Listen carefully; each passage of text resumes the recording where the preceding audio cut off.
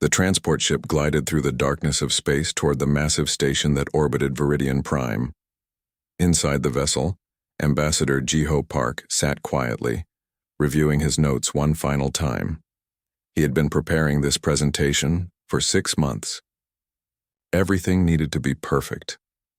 The future of human expansion into the galaxy depended on the next few hours. Jiho was 53 years old, with gray streaks in his black hair and kind eyes that had witnessed both peace and war. He had 2 children back on Earth, both grown now, both proud of their father's work. He missed them terribly during these long diplomatic missions, but he believed in what he was doing. Humanity deserved a place among the stars, and he would make sure they got it through words, not weapons. Beside him sat Hyun Lee, his aide and security attaché. Hyun was younger, only 35, but his eyes were old. He had served in military intelligence during the colony wars before joining the diplomatic corps. Where Jiho saw opportunities for peace, Hyun saw potential threats. It made them a good team. The station loomed larger in the viewport. It was enormous, easily 50 kilometers across, built by dozens of alien civilizations working together. Thousands of ships from hundreds of worlds docked there every day. The Galactic Council had ruled from this station for over 2,000 years, maintaining order among the stars. Their ship docked with a soft clang. Jiho stood, straightening his formal diplomatic robes. They were simple but elegant, designed to show respect without appearing weak. Hyun checked his datapad one more time, then nodded. They were ready. The council chamber was breathtaking. The ceiling stretched up into darkness filled with holographic displays showing star systems across the galaxy. Representatives from 47 different species sat in tiered rows, their forms ranging from humanoid to completely alien. Some breathed oxygen like humans. Others existed in sealed environmental suits filled with methane or liquid ammonia. At the center of it all sat High Arbiter Quill, the council's chief judge. Quill was a crystalline being, its body composed of living minerals that had formed over millennia. When it spoke, its voice resonated like music through the chamber. Quill was known to be fair, impartial, and ancient, beyond human understanding. But not everyone in the chamber was friendly. Counselor Vexthar represented the Dominion, a coalition of reptilian species that controlled vast regions of space. Vexthar's scaled face showed open contempt as Jiho approached the speaker's platform. The Dominion had opposed human membership in the council from the beginning, and they had blocked human proposals at every turn. Jiho began his presentation. He spoke clearly and calmly, explaining humanity's request. Earth wanted to establish new trade routes through several contested space sectors. These routes would benefit not just humanity, but dozens of other civilizations.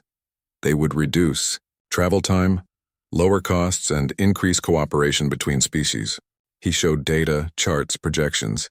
He had answers for every question, solutions for every concern. Several council members nodded along, clearly interested. The avian representatives from the nested world seemed particularly enthusiastic. Even some of the typically neutral species appeared to be swaying toward approval. Then Vexthar stood. The reptilian counselor's voice was cold and sharp. He accused humanity of hiding their true intentions. He claimed the trade routes were actually military corridors, designed to give Earth strategic advantages in future conflicts. He spoke of humanity's violent history, their wars, their aggression. Jiho remained calm. He had expected these accusations. He countered each point with facts and evidence. Humanity had been peaceful members of the galactic community for 15 years. They had honored every treaty, respected every border, contributed to every joint initiative. But then Vexthar produced his evidence. Holographic displays filled the chamber, showing what appeared to be classified human military documents. They detailed something called Project Omega and showed diagrams of warships, weapons systems, and fleet deployments. The images suggested humanity was building a massive military force in secret, hidden throughout their solar system. The chamber erupted in chaos. Species that had been ready to support humanity's proposal now looked alarmed. Others demanded explanations. The crystalline High Arbiter called for order, its musical voice cutting through the noise. Jiho stared at the displays, confused. He had never seen these documents before. They looked official, complete with proper formatting and security classifications, but something felt wrong. He glanced at Hyun, who was already working frantically on his datapad. Hyun's face went pale. He looked up at Jiho and mouthed two words. "They're fake." But before Hyun could announce this discovery, security forces entered the chamber. They were Dominion soldiers, heavily armed and moving with purpose. They surrounded Jiho and Hyun, blocking all exits.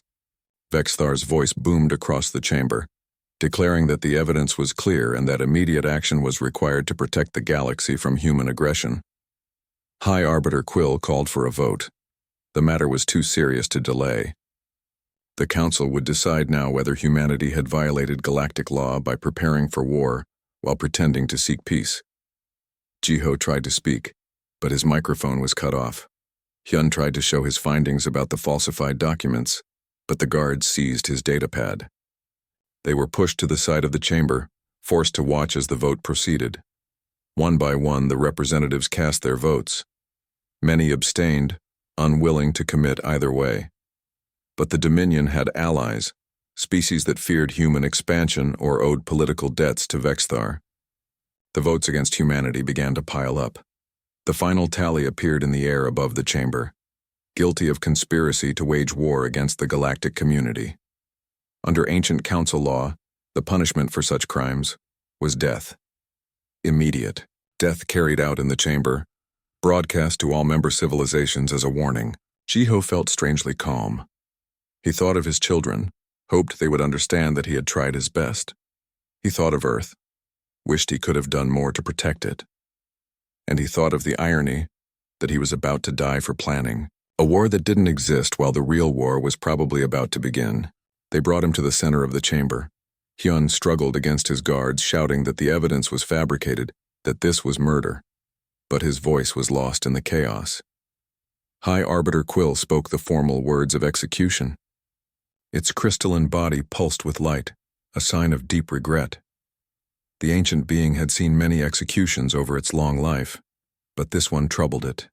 Something felt wrong, but the law was clear. Jiho was given a chance to speak his final words. Every execution was broadcast across the galaxy, and the condemned were allowed this last dignity. He looked directly into the camera, knowing his words would reach Earth. "Remember Protocol Omega," he said quietly. Then the energy beam struck him, and Ambassador Jiho Park ceased to exist.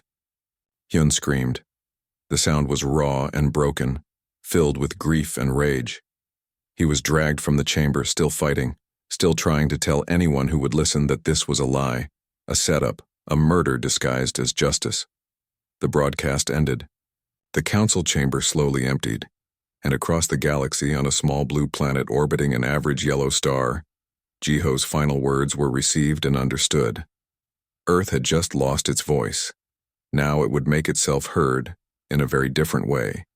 The emergency session began exactly 17 minutes after Jiho's execution was broadcast. Every major leader on Earth was present, either physically in the Geneva Command Center or via secure holographic link. The room was silent except for the sound of shocked breathing and barely controlled anger. President Yoonji Choi sat at the head of the table, her face carved from stone. She had been a peace advocate her entire political career, had fought against military expansion, had believed that humanity's future lay in diplomacy and cooperation. She had appointed Jiho personally, trusted him completely, and now she had watched him die on a screen, murdered by the very council he had devoted his life to serving. Admiral Minho Kang stood near the wall, his military uniform crisp and perfect despite the late hour. He was 60 years old, a veteran of the colony wars when human settlements had fought each other before the council had forced unity upon them. His face showed no emotion, but his hands were clenched into fists. Dr. Sumi Han sat across from the president, tears streaming down her face. She had been Jiho's mentor, had trained him in the art of xenodiplomacy, had believed that words could build bridges between species. She had been wrong. Her student was dead and words had failed. General Taejin Yoon was pacing like a caged animal. As head of the Strategic Weapons Division, He had spent 15 years preparing for a moment he had hoped would never come. Now that moment was here, and his expression mixed grief with something darker. Something that looked almost like satisfaction that he had been proven right. The president spoke first. Her voice was steady, but everyone in the room could hear the fury beneath it. "Someone tell me what Protocol Omega means." Dr. Sumi wiped her eyes and looked up. It was a code phrase we established when Jiho first joined the diplomatic corps. A contingency plan. If he ever said those words, it meant the galactic community had become an existential threat to humanity. It meant diplomacy had failed completely. It meant we needed to defend ourselves by any means necessary. "Any means?" the president repeated. General Tajin stopped pacing. "May I speak freely, Madam President?" "I think we're past formality, General. 15 years ago, when we joined the Council, some of us argued that we were making ourselves vulnerable. We said that we needed insurance, a deterrent, something to ensure that the galaxy would never see us as prey. You and others believed that building such weapons would undermine trust. So we reached a compromise." The president's eyes widened. "What kind of compromise?" Admiral Minho stepped forward. "We built the weapons anyway, in secret. Hidden facilities throughout the solar system. Construction disguised as mining operations, scientific research, commercial ventures. We called it Project Omega. The Annihilation Fleet." The room exploded. Representatives shouted questions, accusations, demands for explanations. The president raised her hand, and slowly the chaos subsided. "How many people knew about this?" she asked quietly. "Fewer than 100, Minho replied. "All military, all sworn to absolute secrecy." Jiho knew, he approved. He said if humanity ever needed these weapons, he would give the signal. That signal was Protocol Omega. Dr. Sumi nodded. Jiho believed in peace, but he wasn't naive. He knew the galaxy was dangerous. He knew that respect sometimes requires the ability to destroy those who would destroy you. He just hoped we would never need to prove it. The president closed her eyes. When she opened them again, everyone in the room could see the change. The peace advocate was gone. In her place sat a leader ready to do terrible things to protect her people. "Show me the fleet," she said. The holographic displays activated. Images filled the room, showing vessels that dwarfed anything humanity had previously built. Ships that looked like they belonged in nightmares covered in weapons that bent the laws of physics. Thousands of them, hidden in the shadows of moons, in the rings of Saturn, in the frozen darkness of the Kuiper Belt. "My God," someone whispered. "We've been building continuously for 15 years, General Tajin explained. "Automated construction facilities that work around the clock. We've developed technologies that the galaxy has never seen. Quantum displacement drives that can move a ship across light years in minutes. Singularity weapons that can tear holes in space-time itself. Nanoswarm defenses that can repair damage faster than it's inflicted." "How many ships?" the president asked. 3,742, Minho replied. "Each one capable of fighting an entire fleet by itself. Together they represent more firepower than the entire Galactic Council Navy combined." The silence that followed was heavy with implication. Humanity, the newest and supposedly weakest member of the galactic community, had secretly become its most powerful military force. "There's more," Minho continued. "Our intelligence has intercepted Dominion communications. They're mobilizing their fleets. They plan to attack our colonies within the next 72 hours. Vexthar sold the execution to his allies as the opening move in a war to eliminate the human threat, before it could grow stronger." Dr. Sumi laughed bitterly. "They created the very threat they feared. If they had just accepted our trade proposal, if they had let Jiho live, none of this would be happening.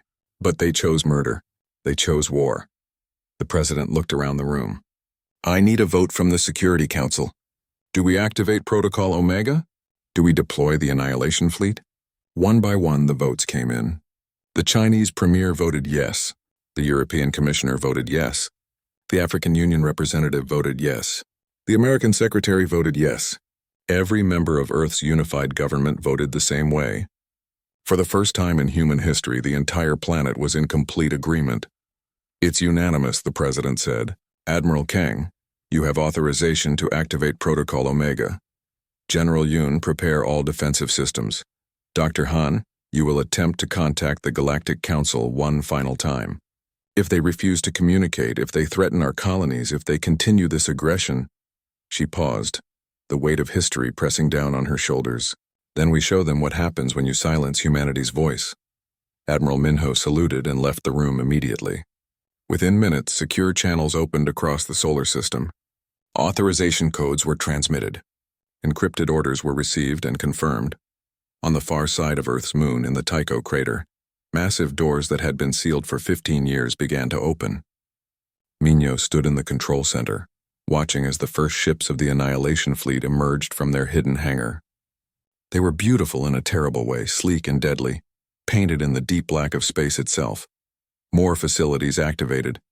On Mars beneath the polar ice caps, on Europa in the deep oceans under the frozen surface, in the asteroid belt disguised as mining operations, throughout the Kuiper belt, where human sensors could detect approaching threats from any direction. The ships emerged like a swarm, thousands of them, converging on rally points throughout the system. They moved in perfect formation, their quantum drives leaving no exhaust trail, no energy signature. They were ghosts in the darkness, invisible until they chose to be seen. Minho opened a channel to Earth. "Madam President, the Annihilation fleet is fully operational. We are ready to deploy." On Earth, President Yunji stood in the broadcast center. Before her was a camera that would transmit her message to the Galactic Council. She had written and rewritten her speech a dozen times. In the end, she kept it simple. "People of the galaxy, this is President Yunji Choi of Earth. You executed our ambassador. You murdered a man of peace who came to you in good faith. You did this based on lies, on fabricated evidence, on fear and prejudice. We have tried to contact you. You have refused all communication. Your fleets are moving against our colonies. You have given us no choice." She paused, letting the words sink in across the galaxy. "You executed our voice. Now hear our answer." The transmission ended, and across the solar system, the Annihilation fleet began its journey to the stars. Their destination was Viridian Prime, the heart of the Galactic Council.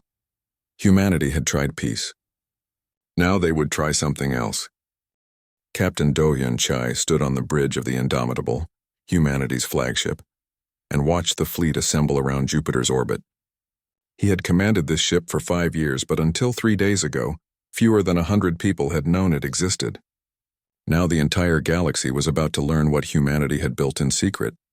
The Indomitable was 5 kilometers long, shaped like a sword thrust into the darkness. Its hull was black as night, covered in materials that absorbed sensor scans and radar. Hundreds of weapon ports lined its surface, each capable of firing projectiles that could crack a planet's crust. At its core was a singularity generator, a controlled black hole that powered the ship's impossible systems.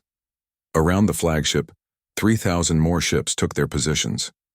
Destroyers, cruisers, carriers, and dreadnoughts, each one a masterpiece of human engineering. Each one built with a single purpose: to ensure that humanity would never be helpless again. Commander Ji-won Kim flew her fighter in a patrol pattern around the fleet.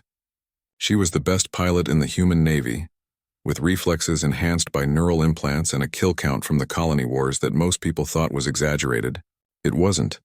She had lost her brother to a pirate attack 15 years ago, before the Council had brought order to human space. Now she had lost Ambassador Jiho, a man she had never met but whose death made her blood boil. In the Indomitable's engineering section, Sung-ho Bae monitored the quantum weapons systems. He was young for a chief engineer, only 32, but he had been designing these weapons since he was a graduate student. The mathematics behind them were beautiful and terrifying. They manipulated the fabric of reality itself, creating localized distortions in space-time that could tear a ship apart at the molecular level. "All ships reporting ready." "Captain," said the tactical officer. Do-Hyun nodded. "Activate quantum displacement drives. Destination, Viridian Prime. The galaxy is about to learn a lesson." The fleet vanished. One moment they were orbiting Jupiter, the next they were gone, transported across light years in the blink of an eye. The quantum drives didn't move the ships through space. They moved space around the ships.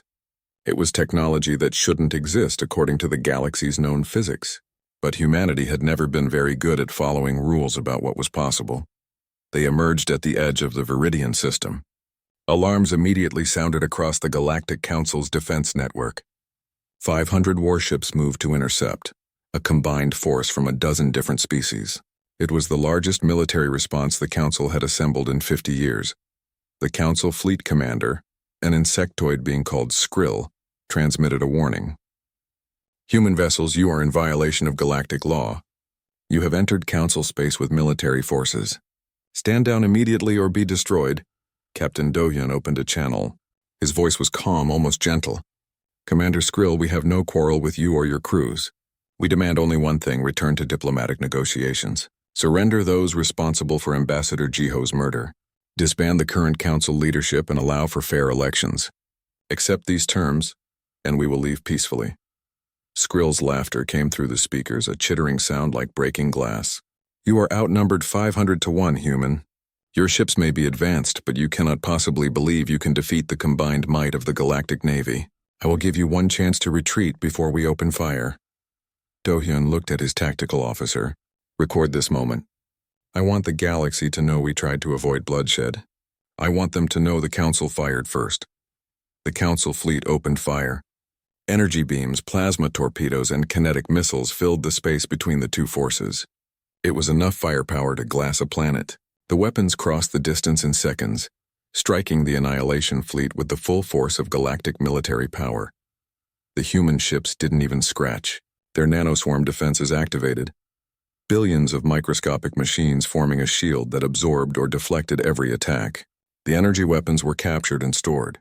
The physical projectiles were disassembled before impact, their atoms scattered harmlessly into space.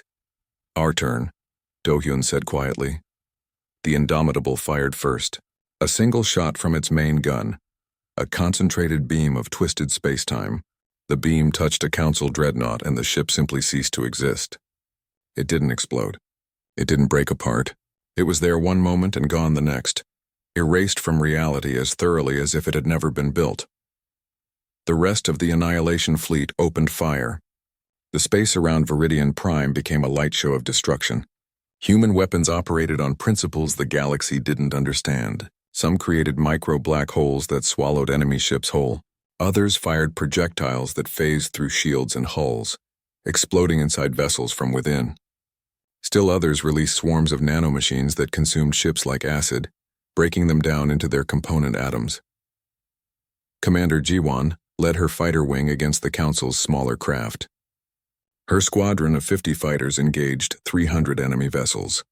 It should have been a massacre. It was, but not the way the Council expected. The human fighters were faster, more maneuverable, equipped with weapons that tracked targets through multiple dimensions. Within minutes, 200 Council fighters were destroyed. The rest retreated in panic. Sung-ho watched his weapon systems perform exactly as designed. The quantum torpedoes were particularly effective, each one creating a bubble of altered physics where the normal laws of reality didn't apply. Ships caught in these bubbles experienced time differently than the space around them. Some aged thousands of years in seconds, their hulls corroding to dust. Others were frozen in time, becoming statues in space. The battle lasted 47 minutes.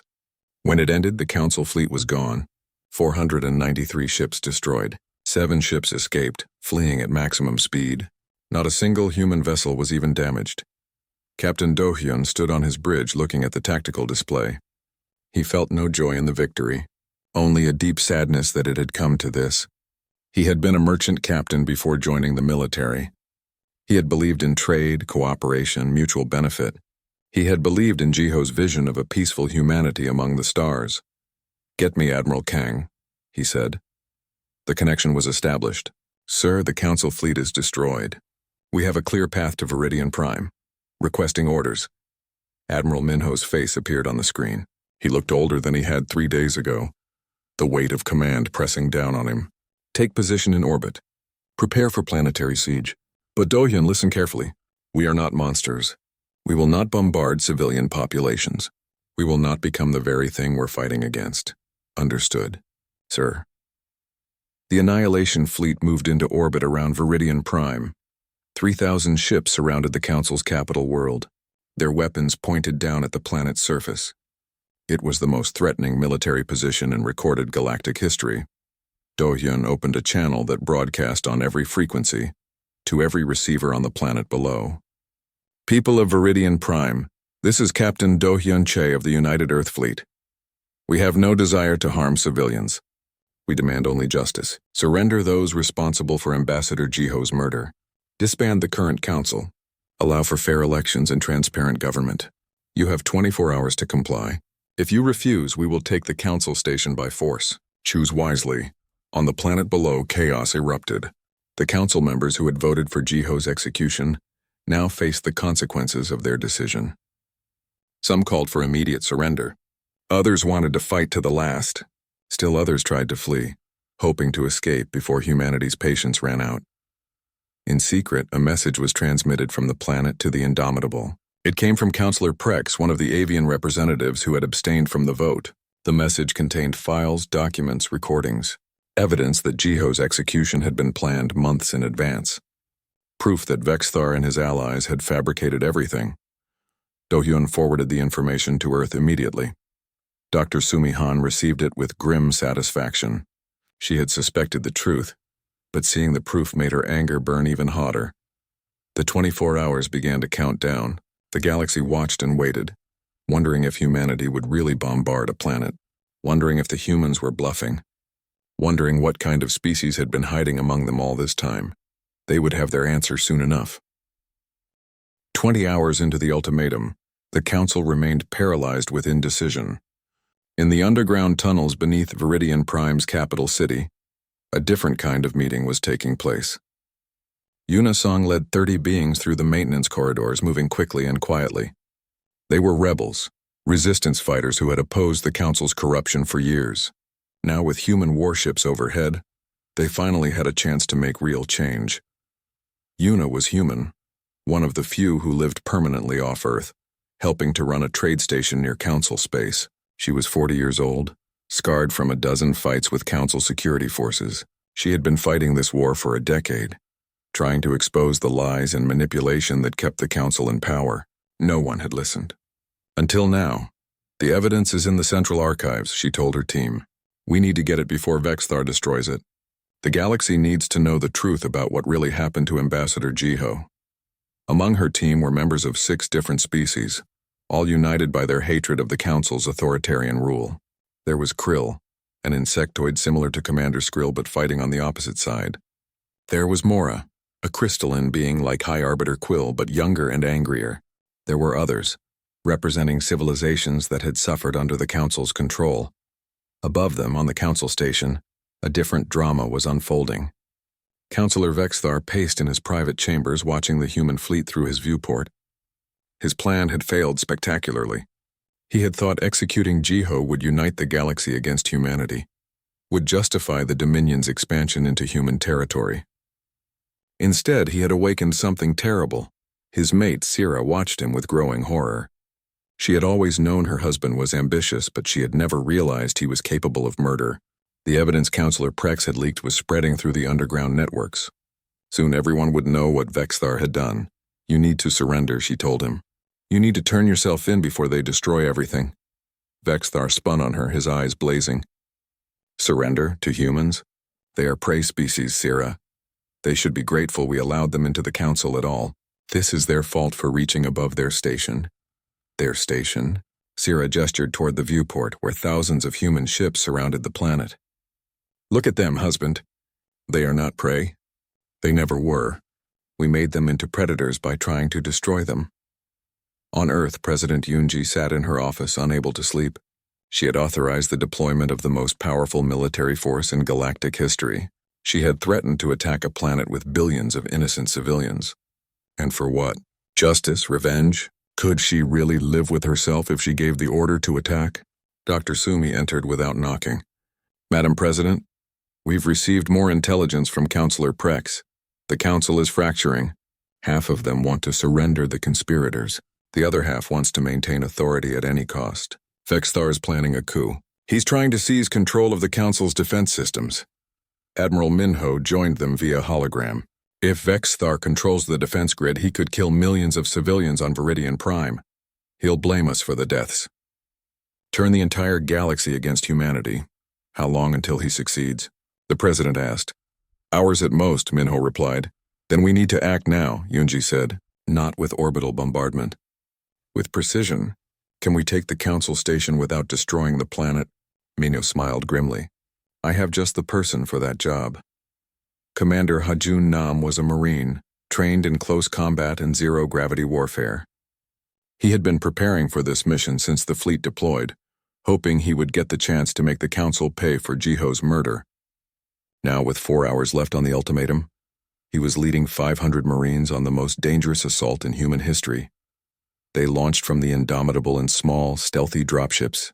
The vessels were coated in the same sensor-absorbing materials as the fleet, making them nearly invisible. They approached the Council station from multiple angles, timing their approach to avoid the automated defense systems. Counselor Prex had provided them with access codes and station layouts. The avian diplomat had risked everything to help humanity, motivated by his own disgust at how Jiho had been treated. His information was perfect. The Marines breached the station without raising alarms. Inside, they moved like ghosts. Their armor was equipped with active camouflage that bent light around them, making them nearly invisible. They carried weapons designed for ship combat, firing projectiles that wouldn't puncture hulls but would incapacitate targets instantly. They encountered their first resistance near the Council chambers. Dominion security forces, heavily armed and expecting trouble. The firefight was brief and brutal.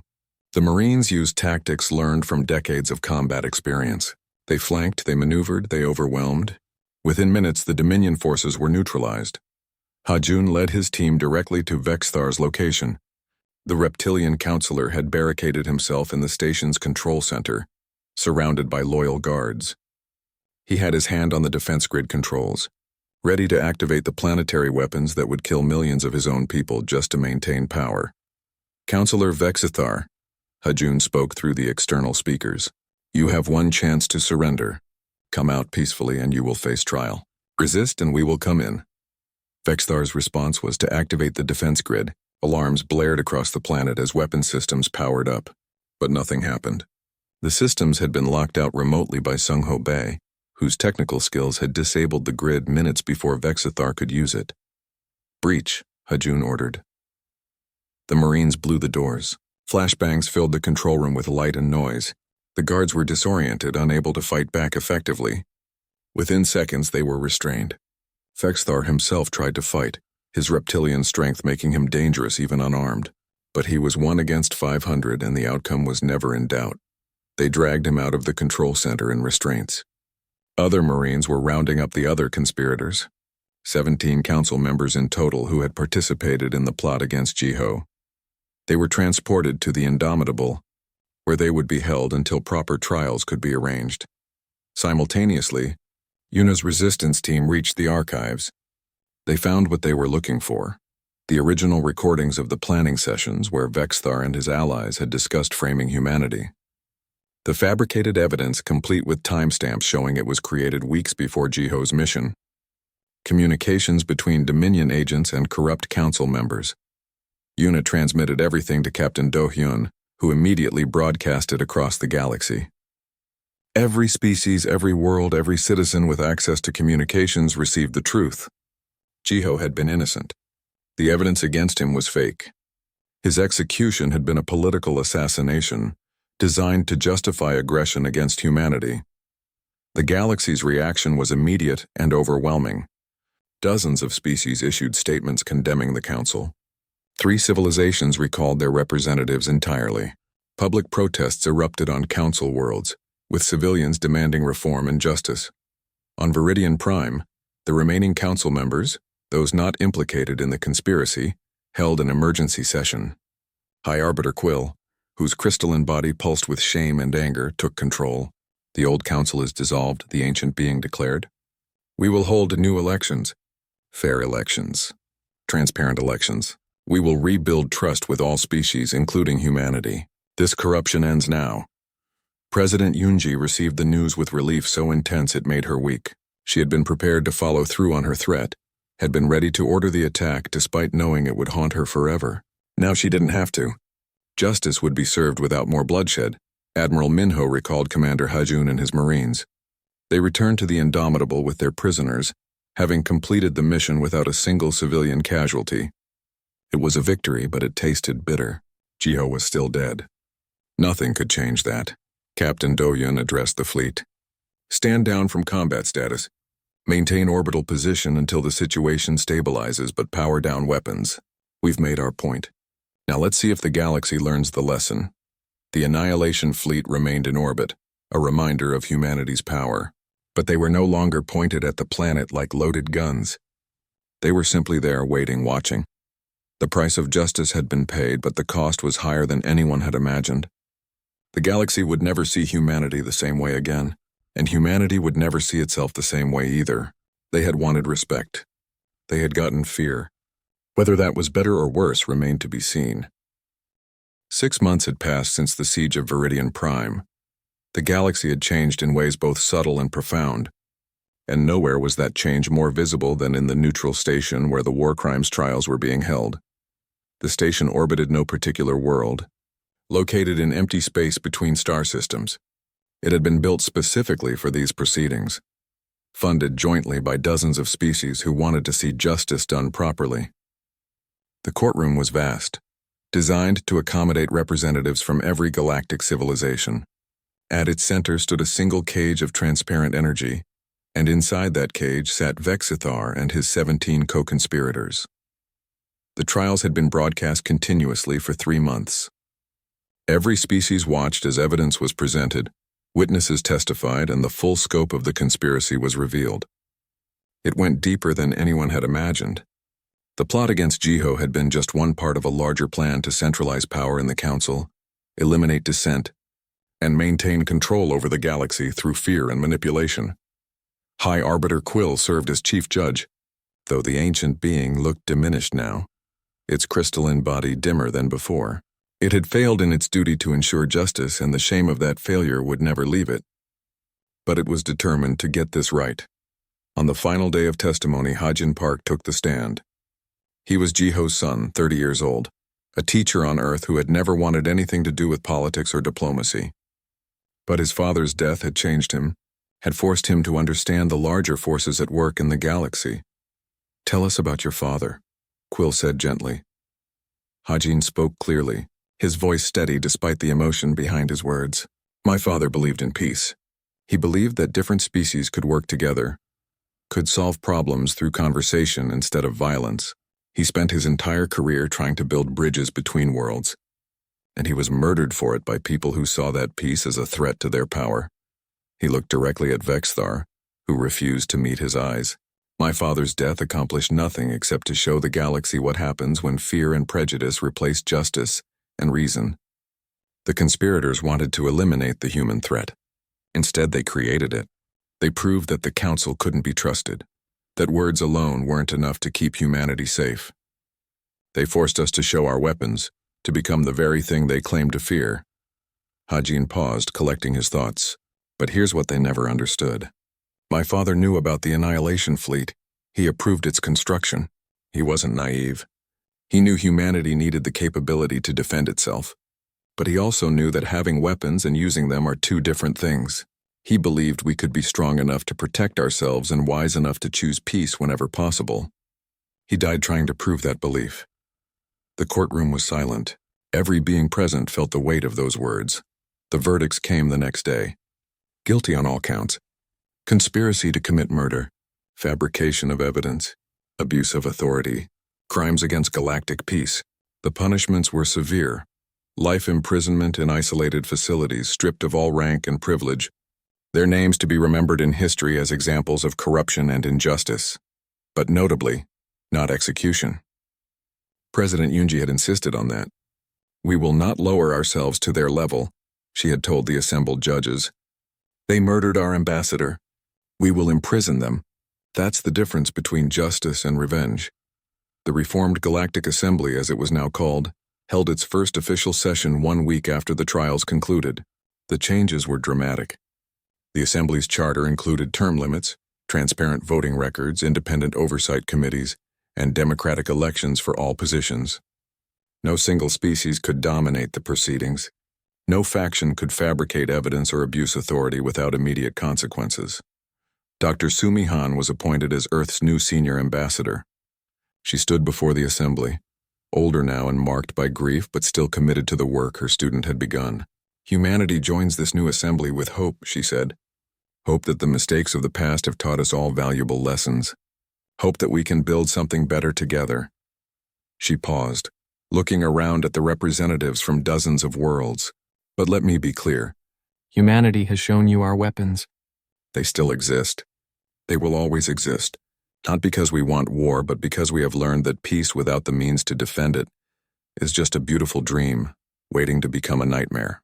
We hope to never use those weapons again, but they remain a promise and a warning. Treat us fairly and we will be your strongest allies. Threaten us, and you will face consequences that no one wants to imagine. The Assembly voted to give Earth a permanent seat on the Security Council. The motion passed with overwhelming support. Some species voted yes out of respect for humanity's restraint during the crisis. Others voted yes out of fear of what would happen if they voted no. Either way, humanity's position in the galaxy was secure. The Annihilation fleet did not disband. Admiral Minho, who had announced his retirement, was convinced to stay on for another 5 years to oversee the fleet's reorganization. It would no longer be hidden. The ships would operate openly, conducting patrols, responding to distress calls, and maintaining order in regions where the Assembly's authority was weak. Captain Do-hyun became the fleet's new supreme commander, promoted over several more senior officers because of his measured response during the crisis. He established strict rules of engagement, ensuring that human weapons would only be used in defense or in support of Assembly operations.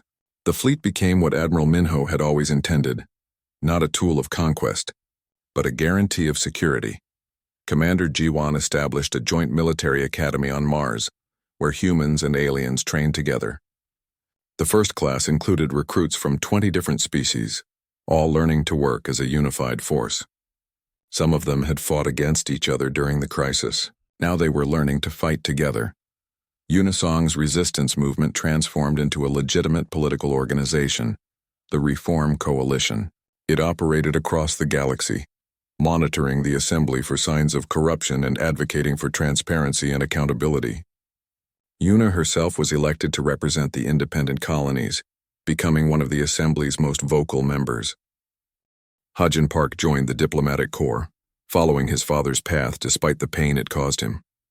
"My father died believing in this work," he told Dr. Sumi when he applied. "I need to prove he was right. I need to show that his death meant something. On Earth, memorials were built in Jiho's honor. Schools were named after him. His speeches were studied by diplomats across the galaxy.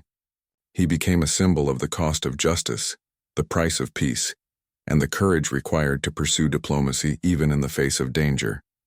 1 year after Jiho's execution, a ceremony was held at the new assembly station. A memorial wall was unveiled, bearing the names of all who had died in service to galactic peace. Jiho's name was carved first, larger than the others, with his final words inscribed below. "Remember Protocol Omega." But beneath those words, the assembly had added a new inscription. "The price of peace is eternal vigilance. The cost of justice sometimes requires the threat of annihilation. We pray we never pay that cost again." Dr. Sumi stood before the memorial, placing a white flower at its base. Behind her, visible through the massive viewport, the Annihilation fleet maintained its vigil. Thousands of ships arranged in formation, a constellation of humanity's resolve and restraint. The galaxy had learned what happens when humanity's voice is silenced. They had seen the weapons humanity had built in secret. They had witnessed the destruction those weapons could cause. But more importantly, they had seen humanity choose mercy when revenge would have been easier. They had seen strength tempered by wisdom, power restrained by principle. Some species respected humanity for it. Others feared them. Many felt both emotions simultaneously. But no one would ever again make the mistake of seeing humans as weak or helpless. No one would ever again think that humanity could be threatened without consequence. The Annihilation fleet remained on patrol, its quantum drives ready to transport ships across light years in moments. Its weapons remained charged, capable of tearing holes in reality itself.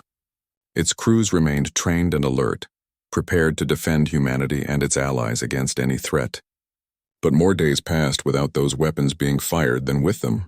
More negotiations succeeded than failed. More treaties were signed than broken. The fleet's mere existence, the knowledge that humanity could destroy but chose not to, became the foundation of a new kind of peace. It was a peace built on respect rather than weakness, on demonstrated capability rather than empty threats. It was a peace that acknowledged the darkness in the galaxy, while refusing to be consumed by it. It was a fragile thing, requiring constant attention and care. But it was real, and for now it was enough. Hajin stood beside Dr. Sumi at the memorial, looking at his father's name carved into the wall. "Do you think he would be proud?" he asked quietly. "Of what we became? Of what we did?" Dr. Sumi was quiet for a long moment. "Your father believed that humanity's greatest strength wasn't our weapons or our technology. It was our ability to change, to adapt, to become whatever we needed to be to survive. We became warriors because we had to. But we remained human, held on to our principles, chose mercy when we could have chosen destruction. Yes, Hajin, I think he would be very proud." They stood together in silence, remembering the man who had tried to save the galaxy through words and had ended up changing it through his death. The memorial lights cast long shadows across the station floor, and through the viewport, the Annihilation fleet sailed through the darkness, guardians of a peace that had been bought with blood and sustained by the promise of overwhelming force. The galaxy was not perfect. It would never be perfect. But it was better than it had been, and humanity had ensured it would never return to what it was before. The Council's age of corruption was over. A new age had begun, built on the ashes of the old and the determination to do better. And somewhere in the darkness between stars, the Annihilation fleet kept watch, ready but hoping to never be needed again.